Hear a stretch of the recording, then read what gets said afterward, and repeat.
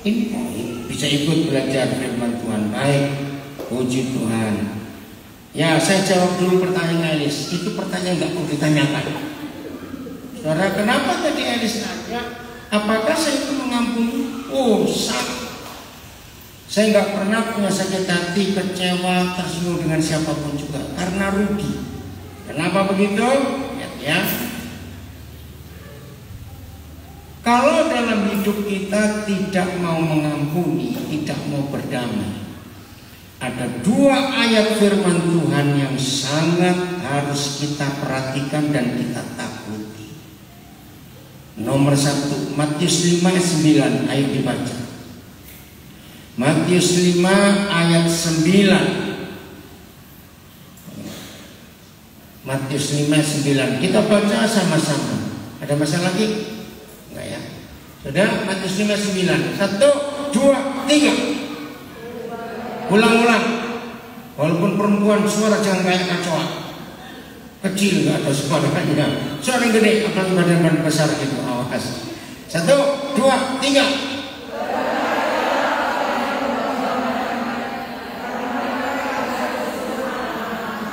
Inilah satu-satunya ayat dalam seluruh Alkitab yang memberitahu kita kapan, mengapa, kok bisa saudara dan saya mantan-mantan bajingan ini punya status anak-anak Tuhan.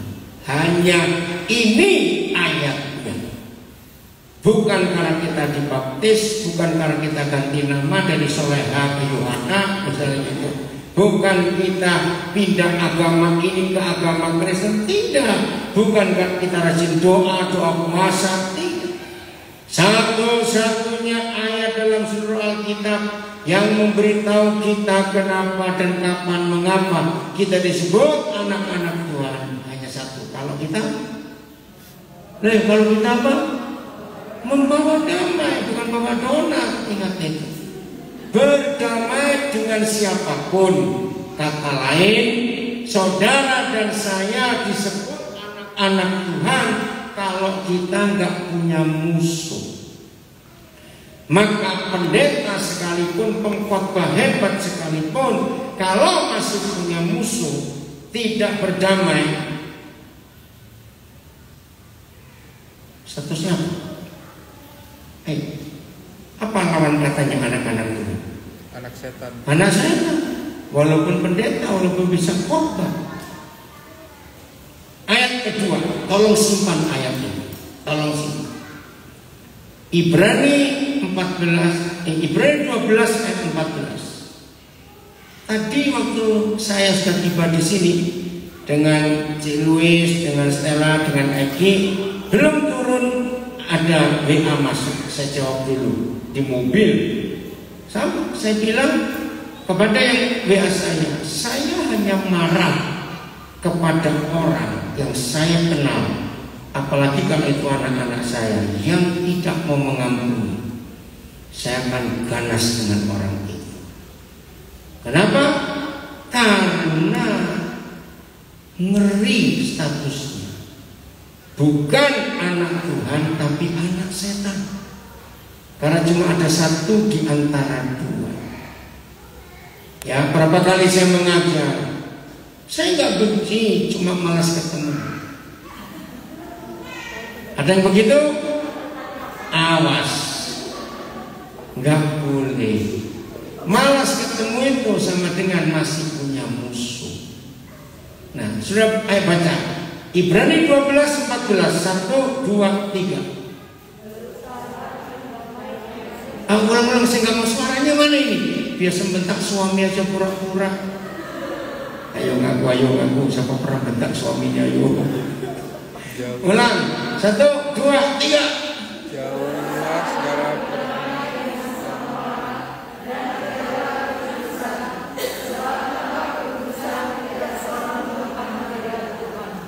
Oke, saya baca dengan terjemahan itu. Berusaha hidup damai dengan berapa orang? Semua orang, asal dia orang. Kalau anjing, kucing, lain cerita, orang. Berusaha hidup damai dengan berapa orang misalnya? Semua orang. Semua orang itu bukan banyak, pokoknya orang. Dan kejarlah perdamaian dengan semua orang. Sebab tanpa berdamai dengan semua orang, ini loh yang menakutkan. Maka kita tidak akan bisa,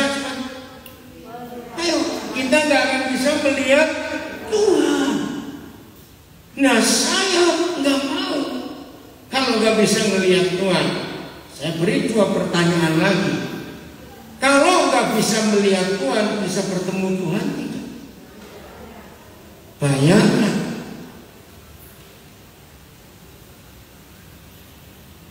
Renungkan dan jawab dalam hati. Apa yang terjadi dengan hidup kita kalau kita nggak bisa ketemu Tuhan? Jawab sendiri. Pertanyaan kedua, sama seperti pertanyaan Matius 5:9. Kalau kita nggak bisa melihat Tuhan, nggak bisa bertemu Tuhan, berarti kita melihat siapa, ketemu siapa? Nah, itulah. Tolong ya yang ikuti di rumah. Maaf, saudara sering dengar nggak?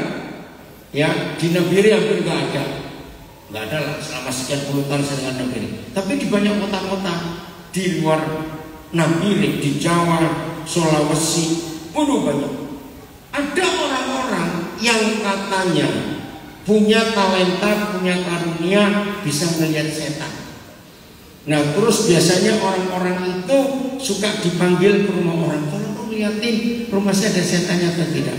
Maaf ya, maaf. Biasanya ini bapak-bapak atau ibu-ibu yang punya karunia begini. Biasanya.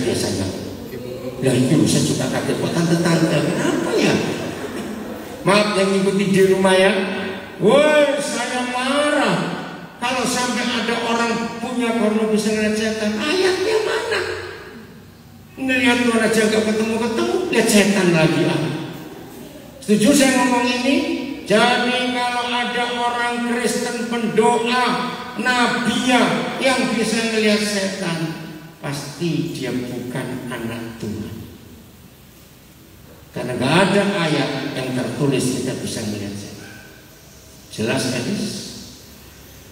Jadi saya nggak mau disebut anak setan dan hanya bisa melihat setan. Saya tidak mau. Maka terus berdamai dengan berapa orang? Semua orang. Sambil mendengar ini, periksa hati masing-masing. Oke, kita mau belajar sekarang. Pernah nggak dalam hidup kita mempertanyakan Tuhan tentang beberapa hal? Ngerti? Pernah nggak dalam hidup kita tuh mempertanyakan Tuhan, kenapa Tuhan? Tuhan kenapa? Walaupun saya sendiri masih mempertanyakan, tapi saya tidak ingin memaksakan untuk menjawab, cuma sebagai manusia saja. Nah, kalau saudara sering mempertanyakan Tuhan, mari kita rinci apa yang seringkali jadi pertanyaan kita. Biasanya begini, kita mempertanyakan Tuhan kalau terjadi sesuatu yang tidak cocok dengan keinginan kita. Betul? Pasti bukan? Dan itu wajar.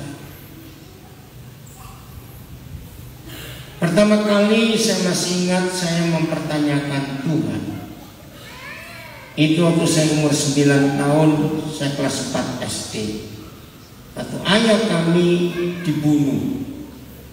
Dan nggak tahu pembunuhnya buang mayatnya atau ngubur di mana sampai hari ini kami nggak tahu. Waktu itu ayah kami umur 31 tahun. Sangat muda. Saya umur 9 tahun, kakak saya umur 11 tahun, adik saya paling kecil umur 4 tahun. Nah, di situ saya mulai mempertanyakan Tuhan. Kenapa? Tuhan di mana? Saya masih ingat 10 tahun kemudian waktu saya kelas 2 SMP baru terjawab pertanyaan itu. Dan itu sungguh luar biasa cara Tuhan menjawab. Saya sempat kecewa dengan Tuhan. Kenapa? Tadi kalau Elis cerita soal Gideon, umur berapa hari dia? 2 bulan. Kaget semua. 2 bulan ya? Oh 3 bulan. Nah bagi yang belum tahu, itu anak kedua mereka. Betul. Kita semuanya tahu ya betapa cakepnya Gideon, anak yang luar biasa. Tuhan tahu. Kita nggak tahu. Pak Novi, Joko, Aldo. Oh, ada banyak pertanyaan dalam hidup kita. Bagi saudara-saudara yang masih mempertanyakan Tuhan tentang satu atau dua hal yang belum terjawab, mengapa? Percayalah. Jadi kalau ada di antara kita mempertanyakan Tuhan, ambil satu sikap. Sambil kita percaya, entah kapan Papa pasti menjawabnya. Amin. Inilah sikap yang kita harus ambil, yaitu tetap mempercayai Dia. Amin. Tetap mempercayai Dia, walaupun kita tidak mengerti.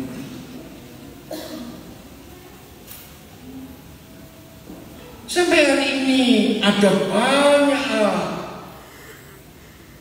yang menjadi satu rahasia. Kalau belum waktunya, jangan kita memaksa.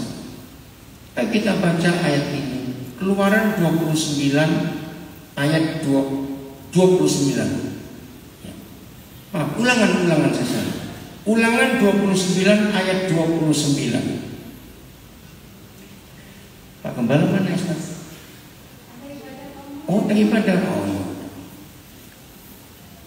udah, Ulangan 29 ayat 29. Ayo kita baca 1, 2, 3.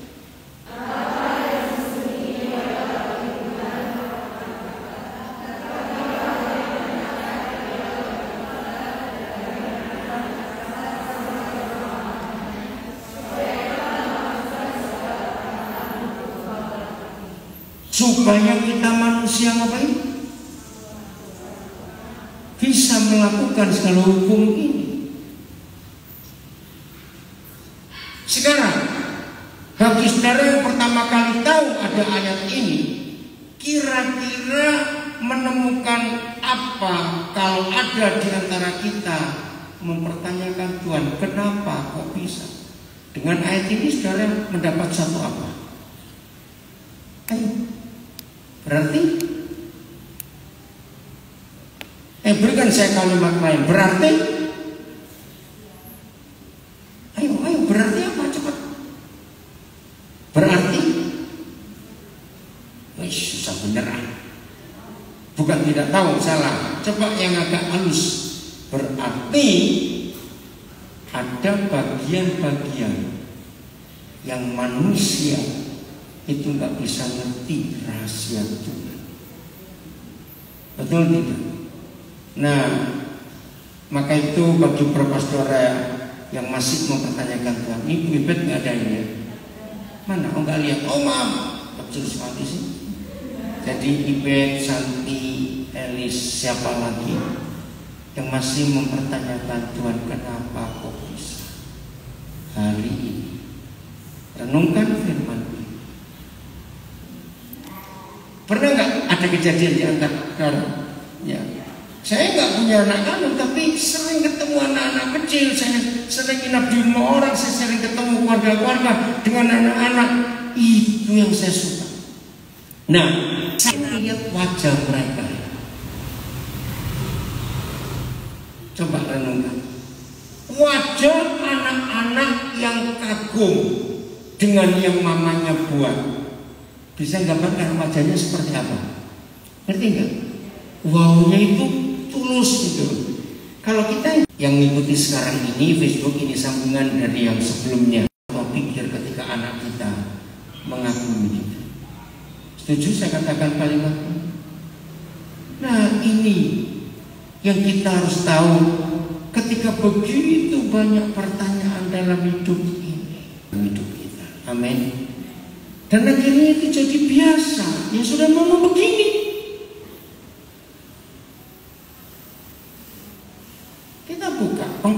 pasal 3 ayat 2 mulai. Beberapa meninggal, kita nggak tahu, itu misteri. Terus ada waktu,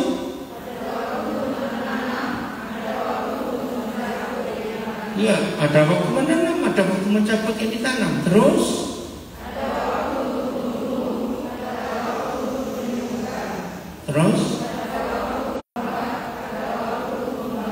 ya ada merombak, membangun.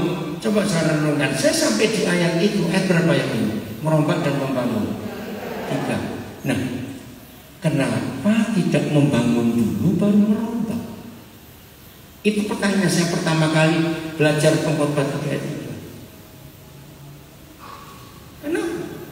Oh iya, nah yang buat grup ini temannya mamamu. Siapa ini dia baru?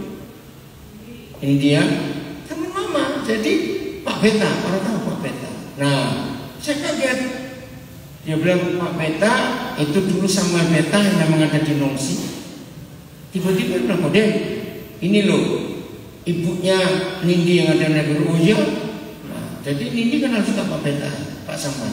Beta ya, Pak Bos. Oh, tiba-tiba ingat. Kenapa tidak disebut ada waktunya membangun, ada waktunya merombak? Tapi kenapa merombak dulu baru membangun? Saudara, ini luar biasa. Ternyata begini, sering gak kita menyadari sebagus apa rencana kita, planning kita yang kita bangun. Dengan setelah ini yang tadi siang kita sharing banyak, sering gak kita menemukan planning kita, rencana kita sudah ngitung semuanya, terus kita bangun sesuatu dan ternyata salah. Betul? Nah, itu manusia. Nah, mengapa ayat 3 pengkhotbah 3 bukan membangun dulu baru merombak dan terus membangun? Ternyata Bapa di surga harus membongkar habis bangunan-bangunan yang kita rancang dengan ide kita sendiri. Setuju? Kenapa? Ayo, kenapa? Ayo jawab. Mengapa Bapa di surga pasti dan harus membongkar semua bangunan, rombak semua bangunan yang kita buat, yang kita anggap baik? Karena karena gak cocok dengan yang Tuhan rencanakan. Maka itu dia harus rombak dulu bangunan hidup kita. Dia akan bangun yang baru seperti yang dia mau. Amin. Maka itu daripada capek-capek, jangan bangun apa-apa dulu sebelum kita melihat Papa nyuruh kita apa. Setuju gak?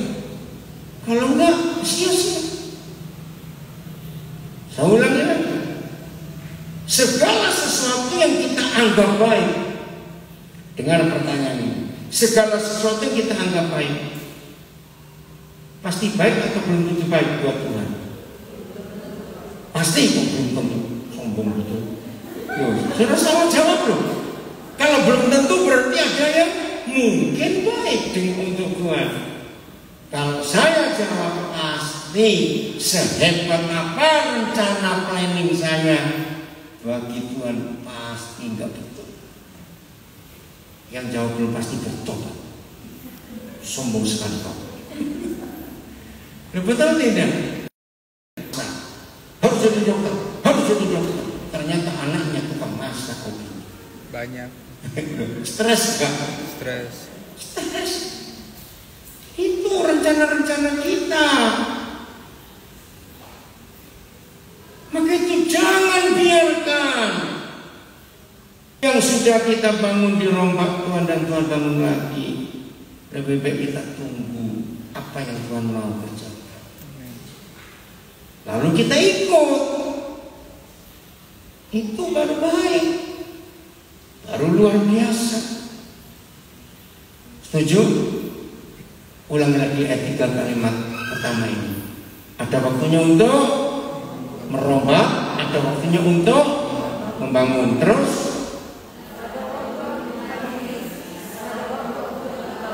nah, ini keren.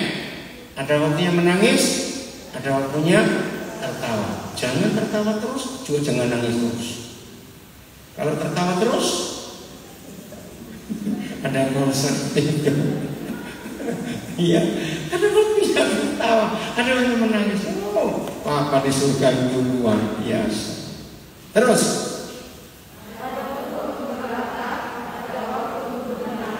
ada waktu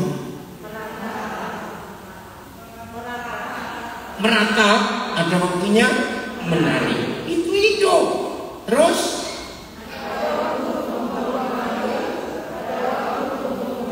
nah, ada waktunya batu dibuang, nggak lama kita perlu batu baru lagi. Terus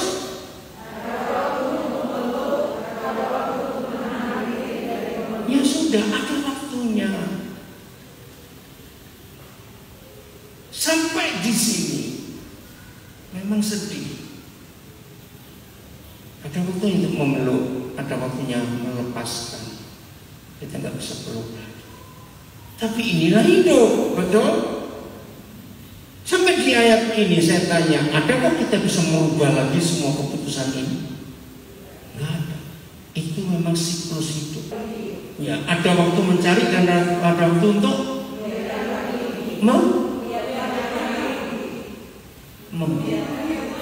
membiarkan rugi. Nah, ini luar biasa.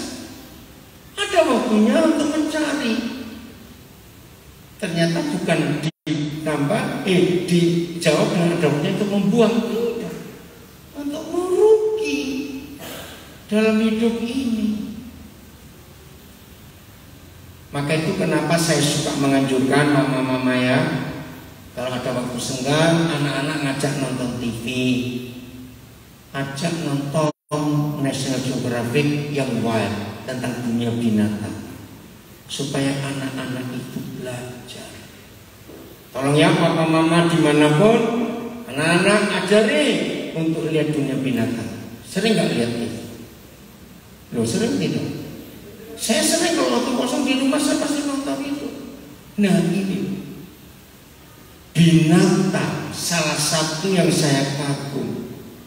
Walaupun mereka nggak tertulis, tapi mereka sudah punya prinsip.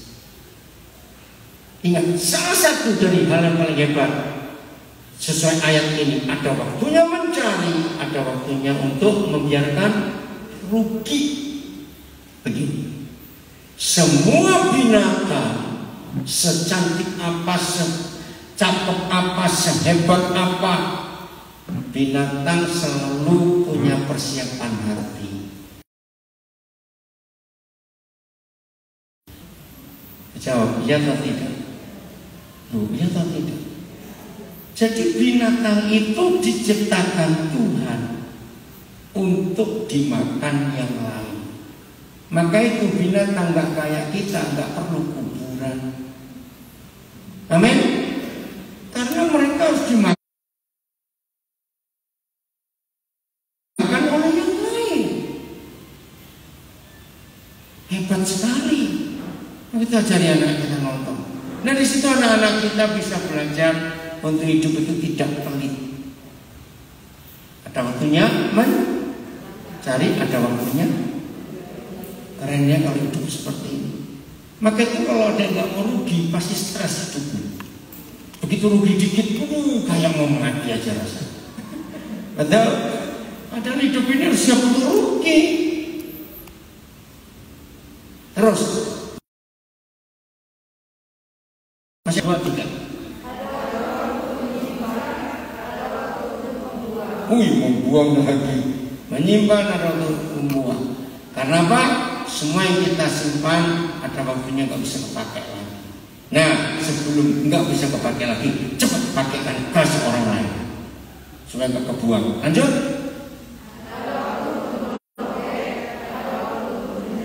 Puji Tuhan. Jadi ada waktu untuk merobek, ada waktu kita untuk jahit lagi. Lanjut.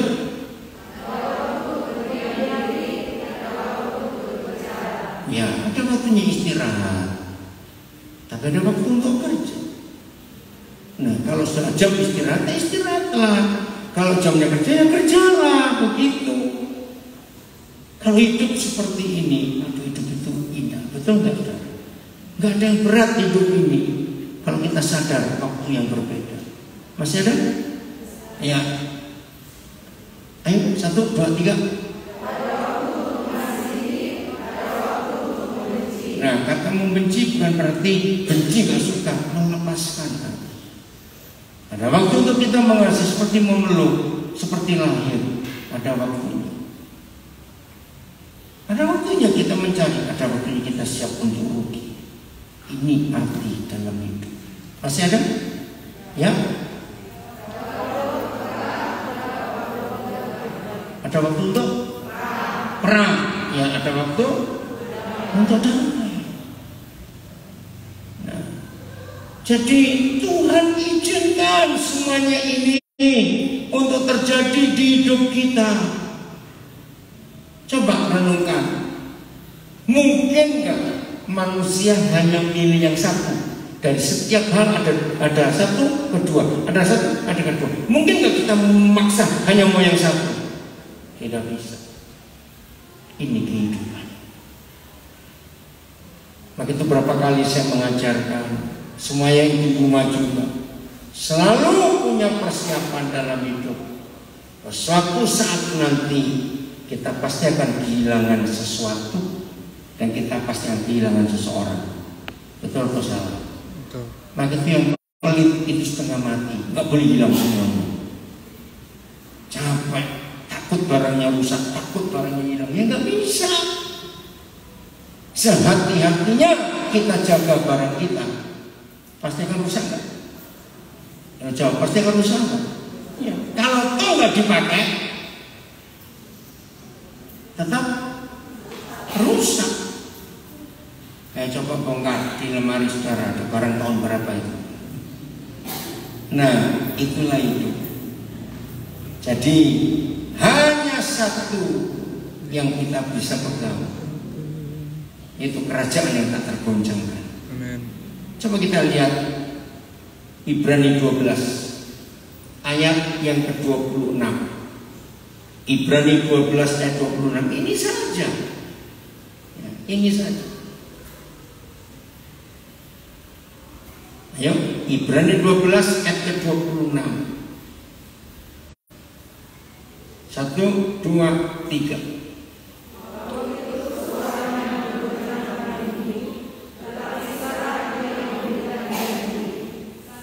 Satu kali lagi aku akan menggoncangkan bukan hanya bumi saja, melainkan langitnya. Ngeri. Kegoncangan sedang terjadi di seluruh dunia ini. Ya, tiap hari nggak ada yang kita bisa dengar baik. Saya nggak tahu saudara yang umurnya sudah 50 tahun ke atas, ya masih ingat awal-awal Indonesia punya TV, cuma TVRI bukan? Masih ingat? Setiap jam 21 malam acaranya apa zaman itu? Ayo, 21 malam, jam 21, 9 malam acaranya apa TVRI? Wih, pintar, dunia dalam berita. Tapi semua orang berkata tahun itu loh, dunia dalam derita. Dan memang betul. Bukan cuma karena perang sekarang antara Rusia dan Ukraina. Walaupun gak ada perang, berita tetap mengerikan di dunia ini.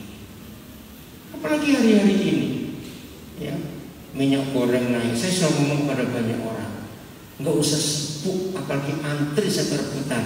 Orang tanya, Dina beli gimana goreng? Aman, itu nggak ada rebutan. Pertanyaannya, goreng atau nggak? Saya tidak tahu di rumah. Oh, nggak ada rebutan itu. Dan kalau lihat TV ya, udah ampun itu, yang di Sulawesi, yang di Sumatera, yang di Kalimantan, yang di Jawa, wih, orang rebutan minyak goreng. Saya anjurkan pakai 2 hal. 1, rebus semua, tes. Amin. Jangan goreng, rebus, itu lebih sehat. Setuju? Loh, nggak makan gorengan nggak mati kok.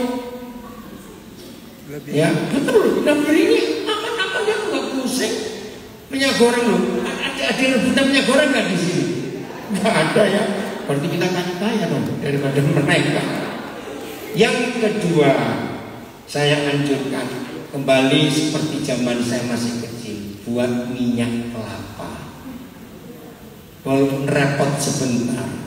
Nah, dulu waktu masih kecil nggak ada orang jual minyak goreng di toko, karena buat sendiri semua. Dan minyak kelapa itu jauh lebih sehat daripada minyak buatan pabrik. Minyak kelapa itu lebih harum, betul nggak aromanya itu? Nah, cuma waktunya memang ribet, harus manjat dulu, terus dipecah, terus diparut, terus diperes jadi santan, terus digoreng. Waduh, itu berjam-jam gitu. Tapi enak. Nah, dulu saya masih kecil, nunggunya itu belundunya, apa bisa saya? Ampas, bukan ampas sebetulnya. Tai minyak. Orang timur bilang tai minyak. Atau enak sekali, gurih sekali. Betul ya. Jadi yang di Jawa, yang di mana-mana rebutan minyak goreng kembali ke dulu, merebus saja. Semuanya direbus, dikukus, itu lebih sehat. Setuju? Dan pakai minyak kelapa. Kelapa banyak kok. Oke, setuju ya? Entar itu jadi bosan. Sekarang LPG naik lagi. Betul. Ada tanya, jadi gimana nabirin LPG-nya? Saya nggak tahu tuh, ya pokoknya istri saya masih masak, saya nggak tahu. Nggak ada. Ya itu berita yang sangat menakutkan di mana-mana. Awal-awal COVID, kita ini beruntung nggak ada alat tes di sini. Sebetulnya berapa ada alat tes? Ya tahun 2020 itu. Jadi kok dia nggak dites? Rasanya alatnya nggak ada. Betul nggak awal-awal itu ya? Kita ini untung sudah tidak diambil. Terus datanglah alat tes. Tapi masalahnya harus dibawa ke Jayapura lagi. Paling dikit 3 hari baru nyampe hasilnya. Hiduplah bersama Papa di surga itu enak sekali. Ajari anak-anak kita untuk belajar hidup apa yang ada.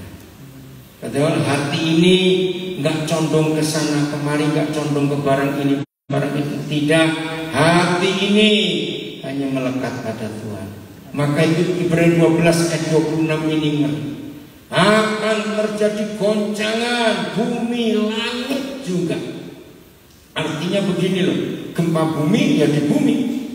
Tapi kalau lihat Ibrani 12 ayat 26 ada gempa langit. Ini jaminan kita. Ibrani 12 ayat 27 ayat yang terakhir. 1, 2, 3.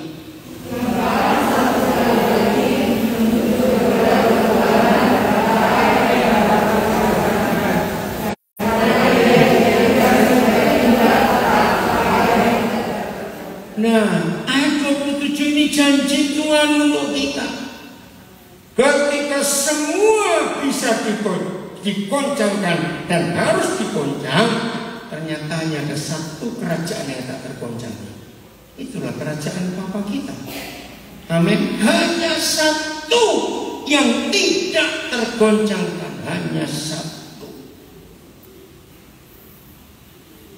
Ini luar biasa.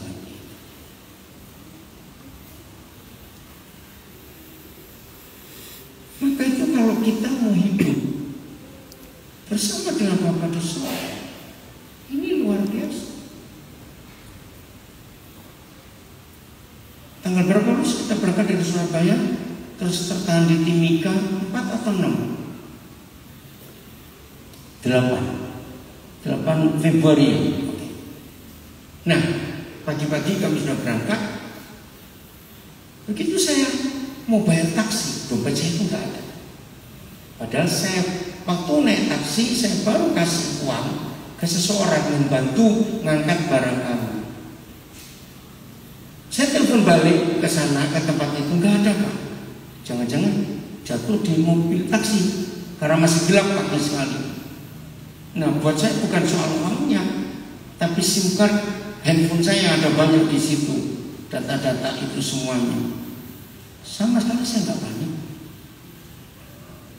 Nah begitu check in, ini dompet masih belum ketemu, ini mau bayar pakai apa, saya nggak ada uang cash sama sekali, ya semua ada di dompet itu. Tiba-tiba pihak penerbangan tadi bilang, Bapak harus nginep di Timika.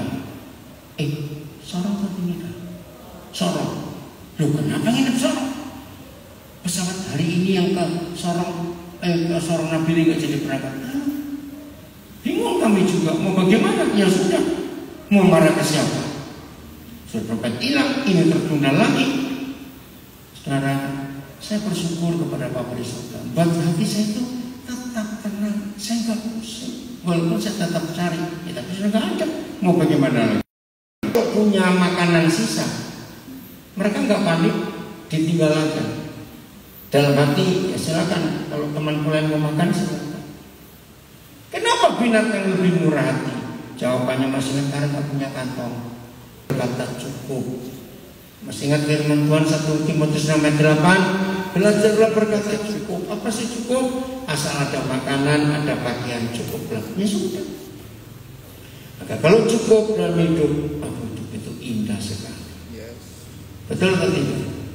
Apa yang ada? Ya kita pakai. Nggak ada, ya tunggu besok. Pasti ada lagi untuk besok. Nggak perlu takut. Betul? Mau hidup seperti itu? Istri-istri, mama-mama, kalau hidup secara penuh damai, suasana rumahmu damai juga. Amin. Betul? Tapi istri dan mama yang penuh ketakutan, penuh kekhawatiran, suasana rumahnya nggak enak. Betul atau salah? Betul atau salah saya tanya? Hati istri dan hati mama yang penuh ketakutan akan sesuatu dan masa depan, penuh kekhawatiran akan sesuatu, itu mengganggu suasana rumah. Apalagi ditambahi dengan rasa jengkel kepada mertua, kepada ipar, kepada tetangga, kepada teman. Sudah penuh takut, khawatir, ditambah jengkel, benci, suasana rumah jadi gak enak. Betul ya? Maka itu mama-mama ciptakan suasana rumah dengan bentuk suasana hati saudara. Sebagai wanita, jaga itu. Yakinkan kalau semua wanita, semua istri, semua mama bisa menjaga hatinya dari semua yang mengganggu hidup ini, keluargamu, suasana rumah enak sekali. Karena akan sejuk, akan damai, akan tenang, akan bahagia. Betul atau salah kalimatnya? Jadi sudah, jangan takut kehilangan apa-apa. Ya sudah, memang begini keadaannya. Nggak ada yang kekal di dunia ini, semuanya akan berubah. Maka itu tadi, berani rugi juga. Ada waktunya untuk mencari, ada waktunya untuk berani rugi. Nggak usah takut, rugi bisa kita cari lagi. Percaya kalau hidup seperti ini, hidup akan bahagia. Surga turun ke rumah kita masing-masing, keluarga kita bahagia sekali, anak-anak akan sukacita. Lihatnya mama-mama yang hatinya berdedek, hatinya dongkol, anak-anak terpengaruh. Masakan yang enak-enak buat anak-anak tetap gak enak rasanya, karena mama masak sambil cemberut. Atau salah-salah loh, itu aneh loh saudara. Saya memperhatikan benar suasana hati waktu masak itu menentukan rasa masakan itu. Aneh ya, padahal bumbunya sama loh, takarannya sama, tapi hati yang gak enak tetap gak enak rasanya. Gak tahu nyambungnya kemana, kita gak tahu sampai hari ini. Tapi itulah hidup. Mau mengalami perubahan ini, siap mengalami perubahan-perubahan dalam hidup, ada waktunya ini, ada waktu itu, ada waktu ini, terus ingat itu.